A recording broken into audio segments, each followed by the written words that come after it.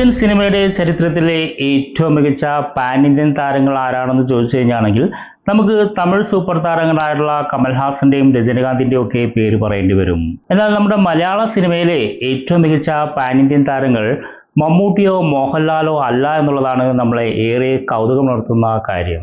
മലയാള സിനിമയുടെ ചരിത്രത്തിലെ ഏറ്റവും മികച്ച പാൻ ഇന്ത്യൻ താരം ഇന്നത്തെ യുവതാരങ്ങളിൽ ഒരാളാണ് എന്നുള്ളതാണ് ഏറെ സന്തോഷമുണ്ടാക്കുന്ന കാര്യം.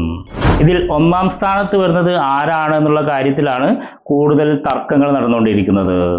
ഹിന്ദി ഉൾപ്പെടെ തെന്നിന്ത്യൻ ഭാഷകളിലെ മിക്ക ഭാഷകളും അഭിനയിച്ച് ഏറെ പ്രശംസ പിടിച്ചു പറ്റിയുള്ള പൃഥ്വിരാജാണ് ഒന്നാം സ്ഥാനത്തെന്നാണ് ഒരു കൂട്ടർ പറയുന്നത്.